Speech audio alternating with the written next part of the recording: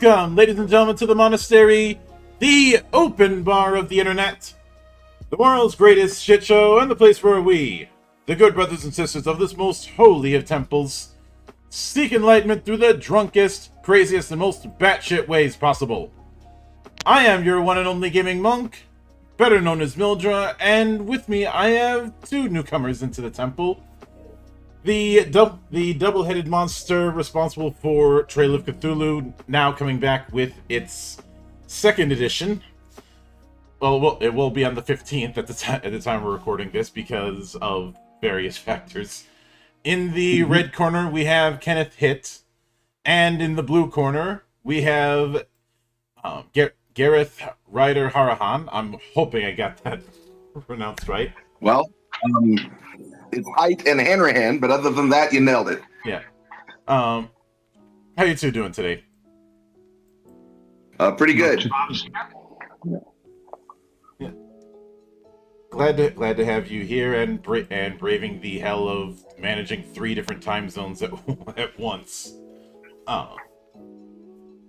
So, a bit of a tradition around here is opening with the humble beginnings. I do this with everybody who comes into the temple the first time. Consider it the origin story, or villainous origin story, depending on how you want to look at it. So, with that in mind, I'd like you to walk me through your respective first introduction to role-playing games and what made it stick. Ken, do you want to go first? Yeah, I'll go first, since mine was 20 years before yours. I was 12 in 1977, which was all you needed to get introduced to role-playing games. A friend of mine bought the Monster Manual, which was the first thing I'd ever seen for D&D, and I borrowed it from him and basically kept it all summer and made up a bunch of monsters by interpolating the statistics, which I barely comprehended what they did. But I knew, I could sort of base it off the lion and the dragon and things that were basically normal. And then another friend of mine got the blue covered basic set, the Holmes set, and we used that and the Monster Manual to actually play D&D. And what grabbed us was there had never been anything like it. It was an entirely new thing in the universe, and we were blown away by it. And then the AD&D, the Advanced Player's Handbook came out. We, sort of graduated to that because there were more levels in it than there were in the Blue Holmes book. And then basically played D&D constantly from, let's say, 1978 or 1977, I guess fall of 77, through fall of 1981 when Call of Cthulhu came out. And with the occasional stop off at Traveler or Top Secret or whatever. But Call of Cthulhu was, love at first sight. And so D&D, it never went away, but it sort of receded into the backdrop compared to the Tentacle God and his many, many minions. Mm-hmm. Now, go ahead. No, go on. When you brought up Top Secret, I was curious if you were referring to the original Top Secret or SI. Oh no, the original. It was all the original. There weren't second versions of things, except for D&D, I guess. It was AD&D, but there was two versions of Top Secret. There was the original, and then there was SI. Yes, but when the original came out, it was just the original. Yeah, I just wanted. That was when I was playing. Yeah, I just wanted to double check on my time that my timeline wasn't being messed with. But, what about you, Gareth? I was 12 in 1990. I was a huge Tolkien fan, and the local library advertised Tolkien Week, and I went in, and there was this table up in the corner where people had little miniatures and maps and pieces of paper, and the crowd of kids gathered around them. And they said, "Anyone want to play?" Let's put my hand up. And they handed me a card sheet that began with, "You are an elf who has passed through Moria." And I went, I have no idea what this is, but it's clearly the best thing ever. And then I spent a year or so trying to find out what it actually played, because no one said, this is a role-playing game called MERP. So I spent a while hunting bookstores trying to find it, and eventually got hold of the Red Box D&D and went from there. Mm-hmm. Yeah, I can certainly get that. So, with that in mind, now with Trail of Cthulhu, that is of course using the Gumshoe engine that Robin Laws had pioneered. How did you guys first end up meeting up with him, and was it a case where he pitched the idea of doing Trail to you guys, or was it the other way around? Well, I met Robin at Gen Con because I was volunteering for Chaosium, and I could get into industry parties. And Robin had, at that time, written Last Chance Brains, which was an adventure for Over the Edge, that I felt, correctly, by the way, was one of the best adventures ever written. And it turns out a really good way to make friends with a game designer is to go up and say that something no one else noticed is one of the best things ever written. And Robin and I became buddies basically from that moment. And he invented the Gumshoe system. And at the time, the publisher of Pelgrane, Simon Rogers, wanted to do a Call of Cthulhu adaptation into the Gumshoe system. And I assumed that Robin mentioned my name, but Simon may have known of me already. And so he offered me the job, the gig of doing the first edition of Trail of Cthulhu, and this was 2007. And I held off for like 30 seconds because I didn't want to seem eager. But it was basically, to take Robin's amazing Gumshoe engine and tie it into my first true love in gaming. That was, the best job I could have been offered. And I created Trail first edition, and it came out in 2008 to, I think, general acclaim, little rounds of applause, that kind of thing. And then Gar sort of where do you join our story already in progress with this one, Gar? You did Arc of Detective, right? I did, but before that, at Dragon Meeting 07, when it was released, I bought the very, very, very first copy at the charity auction. So I have copy 01 of the first edition.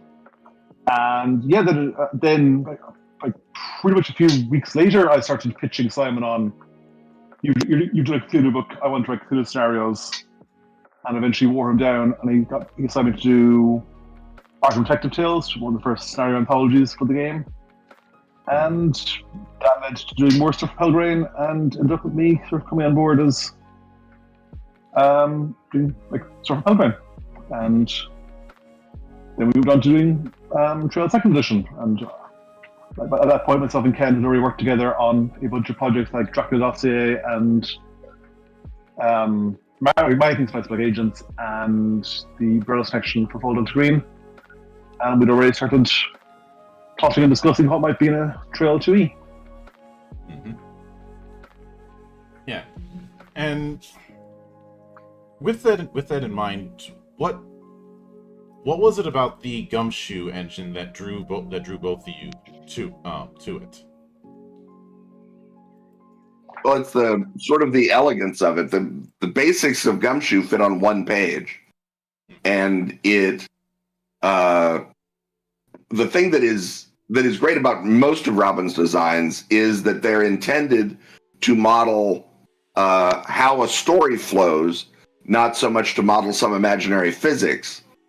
And so, since the sort of end state of a role-playing game is story, Robin's theory is that the smoother you make that process, the better time everyone will have at the table. And that's certainly true with Gumshoe.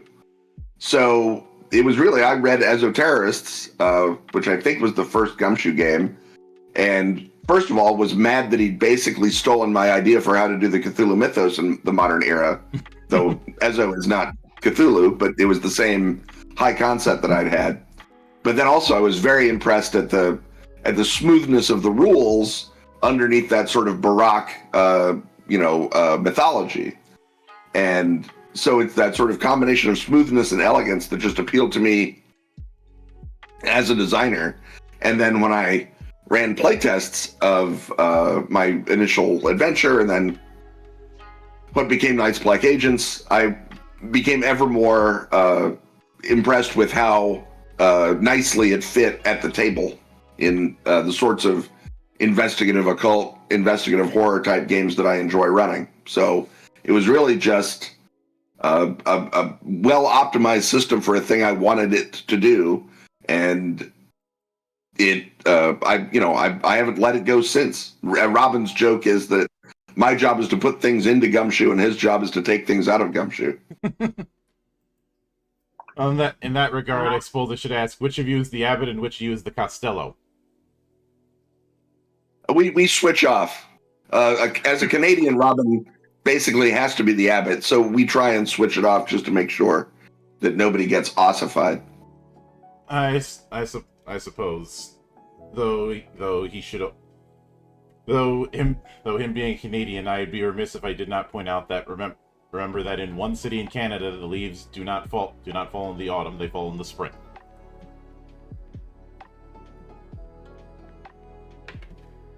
My apologies. I am legally required to make a Leafs joke.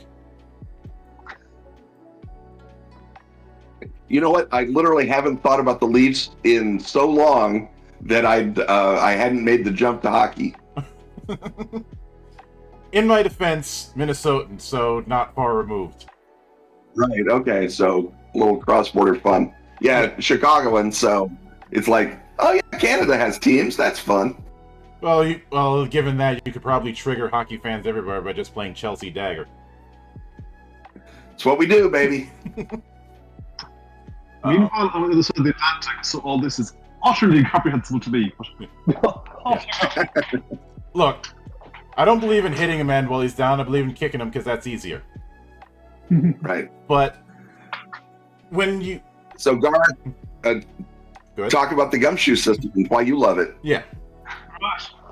I started out writing, role-playing in general, doing convention scenarios for local con. So I've always had this sort of fascination with how you structure. Mm-hmm. That's right. So, like for that.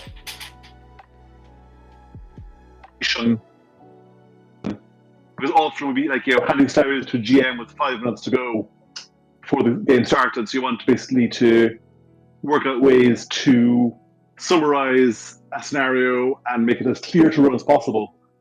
And the joy of Gumshoe is that the rules help with that. Basically, the rules break down what scene comes next, how the players move from scene to scene. It just made doing scenarios so much simpler and smoother. Mm-hmm. And it was wonderful to have a system that actually pay attention to how things flow at the table that outside of combat. Yeah. It was just a wonderfully elegant idea, which has been copied and reused in many other games since, but it is on its purest form. Yeah, I can certainly get that. Now, it was mentioned earlier that there's this push and pull of putting things in and taking things out.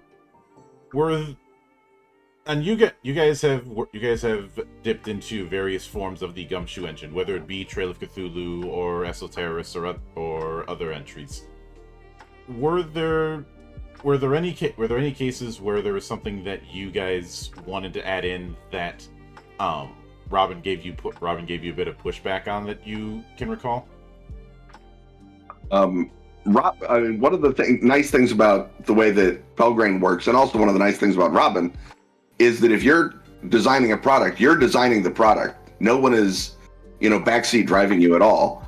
There are things that, when I design a game, Robin gives pushback by either not incorporating something that I put in the game, or by incorporating it and usually doing it better because Robin. Mm-hmm. So there isn't any sort of that doesn't belong in Gumshoe. Robin knows that Gar and I are both capable game designers. We understand the Gumshoe system, so there's no reason to sort of hold our hand on that.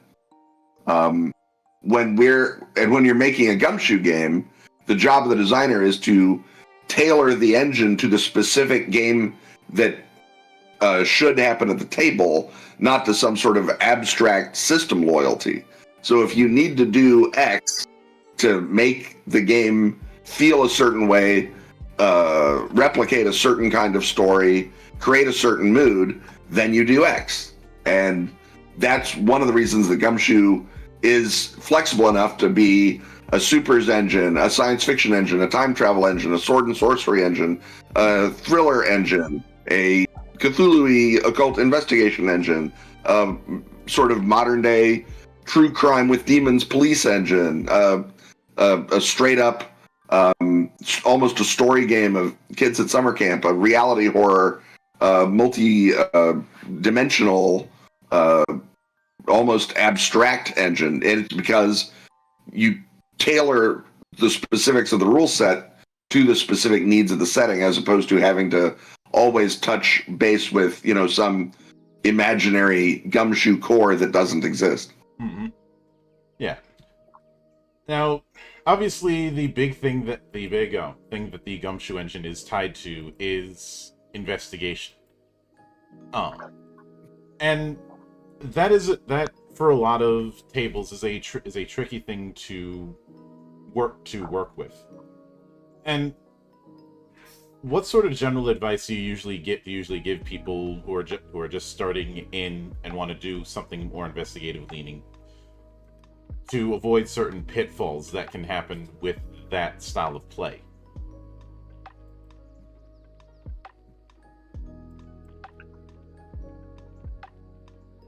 My sort of advice for someone who's like sort of making the first move towards investigative play is, firstly, to sort of to slow the game down a bit, to make it more thoughtful, to basically that because investigation needs to hang together, you need to sort of think about how you present each scene, and to really sort of put yourself, sort of imagine the scene as much detail as you can. Think about what clues would logically be found there, where those clues would lead, how the players will discover them. And also read advice on running mysteries and writing mysteries and running investigative games. You work back with your timeline from the crime. You think about how the story will be structured. It's not necessarily any harder than running any other sort of game. It just needs a little bit of thought from the start. Mm-hmm. Yeah, I can certainly get that. And speaking of, in your guys' experience, what would you say have been some of the pitfalls you've seen people do when either playing an investigative campaign or running one?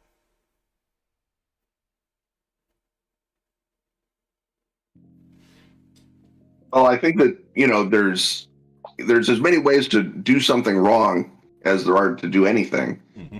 I think often people get gun shy and they're trying to force a story as opposed to present a sort of a series of paths in which you could get to the solution. They have some imagined set of deductions in their mind, and if that doesn't happen, it throws them off. A lot of times, as with every sort of game, the GM wants to tell the story, and the players are at best an obstacle. That happens a good bit. Sometimes you sort of get confused in your own head about what is necessary to find the solution, or you expect players to be much smarter and more capable of picking a clue out of a scenario than they are. And for many of those things, Gumshoe is optimized to sort of avoid or prevent that. Like Garth says, to write a Gumshoe scenario, you have to think structurally. You have to think about what do you need to move between scenes. Mm-hmm. If you do that before you run an investigation, you get a lot closer to being able to run one smoothly, even one that you improvise, because you've at least got in your head the notion that every scene has to move you into the next scene, as opposed to just, they're going to pixel bitch around until they find the document or whatever. Mm-hmm. That's, a lot of people, me included, developed those habits during D&D when you had to bang on the wall with your 10-foot pole to find the secret door all the time. And, Call of Cthulhu moved me a good way out of that, but Gumshoe, I think, is what structurally presents the smoothest way to run and play, I think, on the basis for the average player that exists now. And it's because basically Robin, knocked away all the cruft from the last 35, 40 years of trying to do mysteries or investigations on the table, and worked out what you actually need to do and worked backward from there to make the game engine. And I think that's one of Robin's common skills and abilities as a designer, is to reason backward from what you want to happen to what needs to happen in terms of the rule structure. Mm-hmm. Sorry, Oh, go ahead. The core of Gumshoe is you always find the clues. Mm-hmm. In other games, you would roll to spot the discarded cigarette butt on the ground, to spot the reference in the book, because the sort of traditional role-play paradigm is the players have these skills to overcome challenges like hit the monster or whatever. Mm-hmm. And the mistake was made that basically the players would roll to find clues. But finding the clues is not the important part of investigation. It's interpreting and working out what the clues mean. That is the actual fun part and valid part of the mystery. So the philosophy of Gumshoe is give the players information as much as you can, and let them interpret it and use that to work out what's going on, as opposed to gating stuff behind dice rolls or skill checks or whatever. Mm-hmm. Yeah, I suppose given that, I suppose it's a bit fortunate that there's one school of thought that's been cropping up gradually over the last few years, but in recent years has really taken off, and that's the notion of fail forward. Mm-hmm. The idea. Yeah, fail forward. Sorry. Just go on. For clarification, for anyone listening who isn't familiar with it, fail forward is basically the notion that a failed roll isn't a narrative stop. That the story keeps going forward even with a failed roll. Yeah, I think what Gumshoe does is say, well, if that's the case, why are we rolling? Mm-hmm. Why slow the game down to do that? And many GMs are not creative enough to come up with a fail forward for every possible outcome. Yeah. So again, limiting the number of times they have to think of it is for the best. Mm-hmm. We have a fail forward type system in Gumshoe now called fail-safe clues, which is if you really need to climb that fence. Climbing a fence is a classic thing you have to roll for in Gumshoe, but if you have to climb the fence to get into the asylum so you can finish the mystery, then you have a fail-safe roll where, again, you fail forward, but it gives you sort of guidelines for, well, you climbed the fence, but you scraped yourself, so now you have an open wound on your leg when you walk into the asylum, so the monsters can smell your blood. That seems, bad, but it's better than being, on the other side of the fence from the story. Mm-hmm. The other thing is, in Gumshoe, you often have lots and lots and lots of clues. It's quite a granular system when it comes to the investigation part.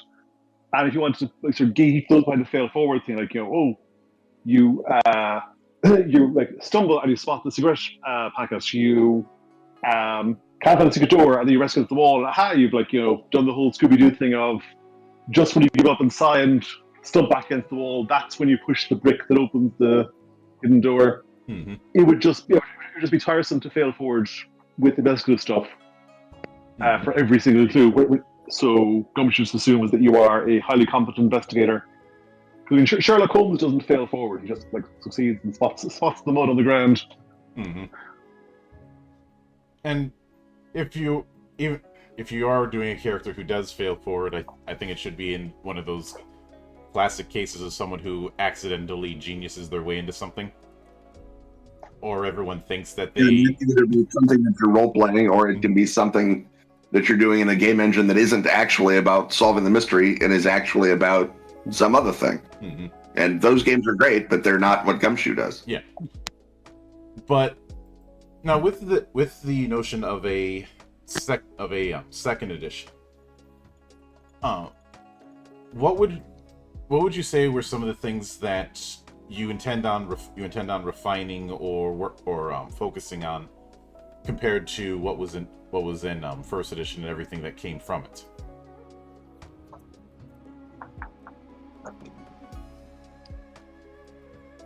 Gar, do you want to take this one since you did most of the refining? Yeah, I mean, the rules in Trail Second Edition are 99% the same as the rules in Trail First. We haven't done any massive changes to the mechanics. The big refinement, big change is just taking the experience of nearly 12 years, many years of writing Gumshoe scenarios, of doing other Gumshoe games, of running lots and lots of Gumshoe, and just basically boiling all that advice down into here are best practices. Here's how, the sort of best way to use this engine. Here's the best way to structure scenarios. Here are basically the lived experience of the last many years. And also, basically, we want to basically update the rulebook by taking out stuff that had expanded into its own supplement, like the book campaign frame.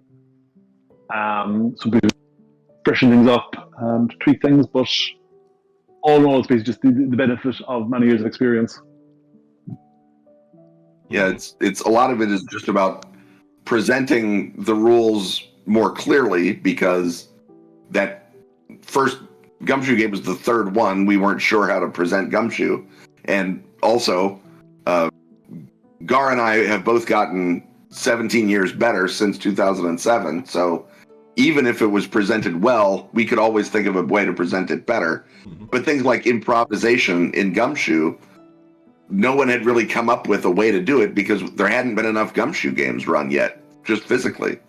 Yeah. And then now there have been a lot of them. Mm-hmm. And there are Gumshoe designers like Steve Dempsey, who runs all of his games improvisationally and has a lot of accumulated wisdom on how to do that. Mm-hmm. And we take, what Steve has learned, what other game designers have learned, other people from Pelgrane, from other games, and incorporate that into here's how you can avoid these problems in investigative play. Here's how you can make Gumshoe work. Here's how you can play it in a style that maybe doesn't sound like what you thought Gumshoe was, but we assure you it absolutely is. And a lot of it is just, new knowledge and making the old knowledge clearer to people. And again, not that they were wrong not to get it. We were very, very new at presenting Gumshoe rules, and it was not always intuitively obvious. And I think now it's much more intuitively obvious as we've restructured the book a little bit to make some stuff clearer, move some rules forward so that they, show up under your nose the first thing, that sort of thing. And it's really almost an evolutionary change, not a revolutionary change in that sense.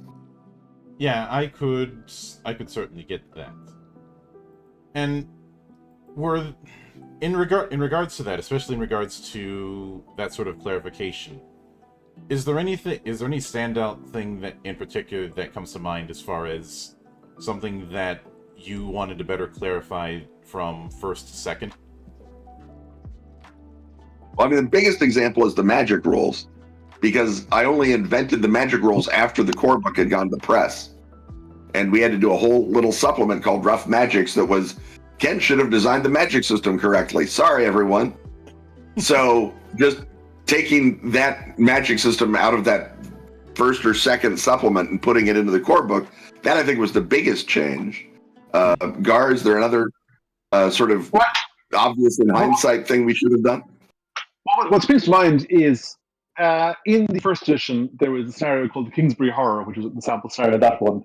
Mm-hmm. And everyone sort of agrees that it is not the best introductory scenario. That's kind of complicated to run. We've taken it out and replaced it with two other scenarios. But in the last few weeks, I've been redoing it and bringing it up to modern Gumshoe specs in terms of how it's structured. And just I've changed very, very little of the text, but just now we know how to basically lay out a gumshoe scenario, show it, like break it down scene by scene, highlight the flow through it. It now is so much easier to read and run. And like, all the information was there in the first version, but with the benefit of experience now, we can sort of show you, here's how to run the scenario, here's how it flows. Mm-hmm. And we can do that clearly on the page and in the rules, so people other than Ken can run it. Yeah.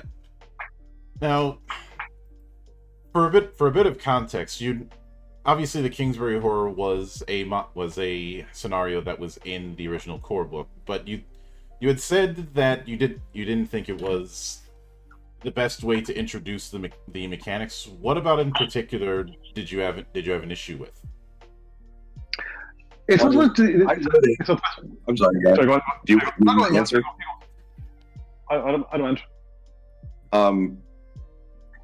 I didn't. Does that mean you're answering or I'm answering? I can go if you want. Okay, do it.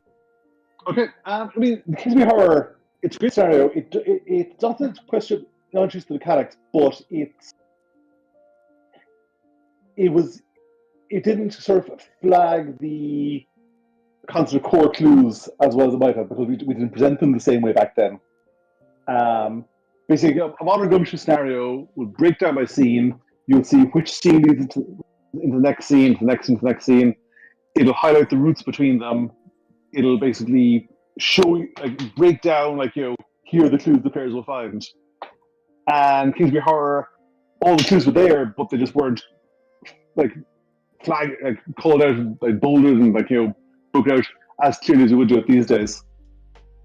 So again, like, the mechanics haven't changed, it's just the presentation and clarity that we've improved on. Mm-hmm. Yeah, I can get that. And so it's ultimately just a case of putting in the clues so that first timers are going to be easier. You have an easier time picking them up. Yeah, exactly. It's like, here's the clue that leads to this scene. Here's the clue that leads to this scene. Mm-hmm. Now, and then it's no longer the introductory scenario. We now have two different scenarios that are even more designed to introduce core gumshoe play, as opposed to a scenario that basically introduced how Ken likes to run games, if you follow me. Mm-hmm. So Kingsbury Horror would be a great way to introduce people to my head, not a great way to introduce people to Trail of Cthulhu. Yeah, and you already had a bunch of things in your head with that whole Ken writes about stuff series. Exactly, yeah. Ken said his house. It contains multitudes.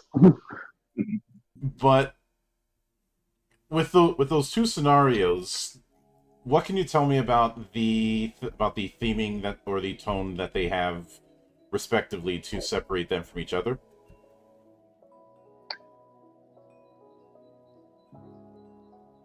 Well, in Gumshoe, I'm sorry, Gar. No, go on. I did the last one. Mm-hmm. Right, in Trail of Cthulhu, there are sort of two modes in which you can play. What we call the purist mode, which is the stark horror of exposure to the outside forces, very similar to Lovecraft later writing, and what we call the pulp mode, which is more like Robert E. Howard. You can fight the horror. Shooting something is not a futile gesture on your part necessarily. Mm-hmm. And you can play Trail of Cthulhu using rules from both modes. You can play it entirely in one. You can play it entirely in the other, however you want to do it. But to show off those two modes, the two introductory scenarios are now written in each of those modes. So the one that I wrote, wrote is a strong word. The one that I did all the fun part and made Gar write is the pulp scenario, where you are following the Nazis on their hunt for an occult artifact of massive proportion. And so that's a sort of a Indiana Jones red line across the map, fist fights on the edge of a glacier type adventure, Mm-hmm. and Gar then wrote the Purist adventure, which Gar will now tell you about. The Purist scenario is Afterlight. It's designed to basically be this sort of spooky. You're investigating this failed cult, the afterlife of the seance, and there's all sorts of eldritch horror stuff going on, but it's designed to be sort of incomprehensible. The horrors to be as incomprehensible and alien as possible to sort of live up to sort of the purest mode of Lovecraft. And also there's a good chance the player characters will die or be transfigured horribly. Again, with the purest mode of Lovecraft. But yeah, basically, the two stars were designed to show off basically different styles of playing the game and approaches to play. Mm-hmm. Yeah, I can certainly get that. And I know when it comes to the whole purist and pulp thing, maybe I'm wrong on this, but I'd always looked at that as two ends of an axis, since from what I recall, there's room to do a little bit of column A and a little bit of column B if a GM so wanted to. Oh, absolutely, yeah. I mean, Lovecraft writes in both modes, sometimes in the same story. Mm-hmm. So you can absolutely mix and match, blend as you wish as the GM. Again, you can blend it by campaign or you can blend it by scenario. It's really up to you. Mm-hmm. So it's not two games in one. It's two lights on the same object. Yeah. Mm-hmm. I suppose another way to look at it is as is like putting things on a scale. Yeah, I mean, it's also used by the players and the GM. Like, if you say I am going to be running a pulp game of Call of Cthulhu, mm-hmm. then the players are going to know they are combat capable, who are like square jawed adventurers of some sort, and they'll know that they don't need to be as concerned with like the Lovecraftian mood. Whereas if you're pushing the purist end, then you know that your message is probably doomed. You know that it's going to be a relatively the emphasis is going to be more on investigation and mystery than action. It's going to be a quieter, basically, game in a lot of ways. It's very handy to be able to signal between players and GMs. They have a sort of common vocabulary to know, okay, this is the sort of game we're playing. Mm-hmm. Now, as I understand it, the crowdfund for the second edition is going to be launching on the 15th, so 10 days from the time we're recording this. Yep, that's the plan. Oh, and what's the plan? What's the plan for it to run? 30 days? I believe so. All right. Don't quote, but that's our understanding. Mm-hmm. We are but humble writers. Yeah. And obviously, no plan survives the first encounter, especially given the subject matter here. But I'm guessing that as that goes on, there's going to be some material going further into some of the changes and refinements in updates for that campaign. Am I correct? Yeah. Yeah, there's going to be a sheet that has all of the changes that'll be available, basically from the crowdfund page. And would it be fair as well to say that not a conversion guide, not in terms of hard numbers, because that'd be a bit redundant, but in terms of how to bring stuff from first to second edition, whether it be modules, whether it be characters and the like, is in the works? There's a chapter. There's appendix in the new manuscript on how to convert stuff from first to second. Mm-hmm. But again, the rules are 99% the same. You can pick up any first edition supplement and use it with second edition, and any conversions you can make on the fly because they are that small. Yeah. The rules are not changing in any significant way at all. Now, first edition had an appendix about conversions between Gumshoe and basic role playing. Is that still going to be present? Nope. We are at this point. The notion is the Trail of Cthulhu, is sort of moving out of its parents' house, setting up shop on its own.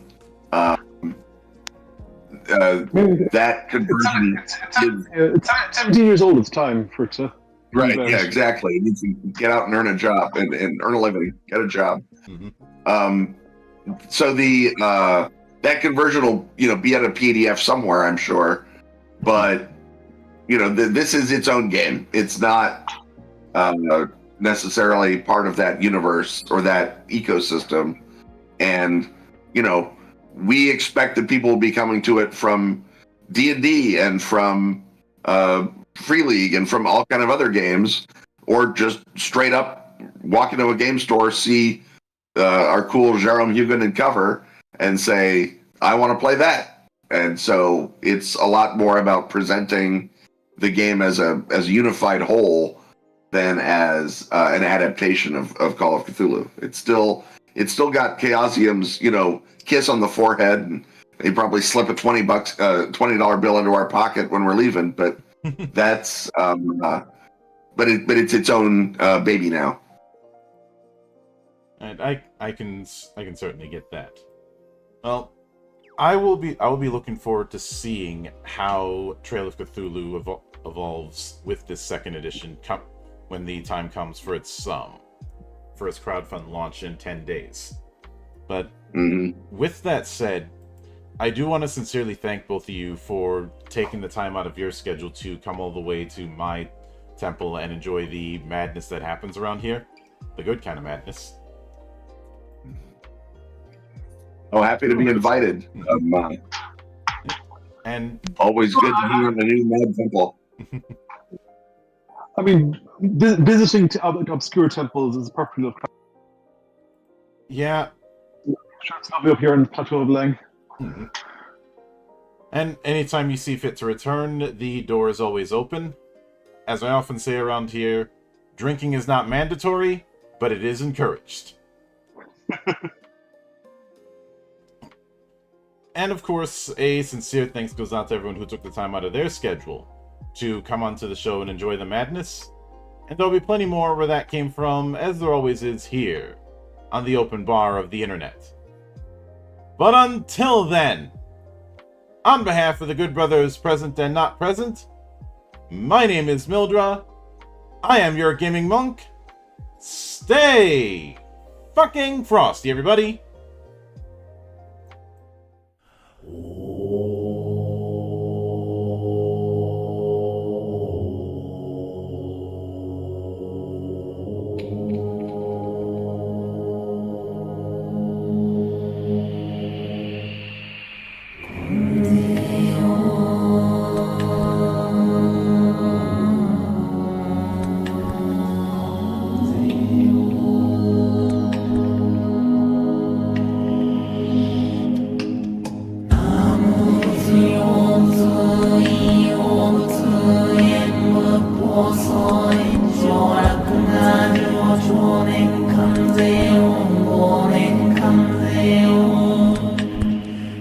내 내 조심히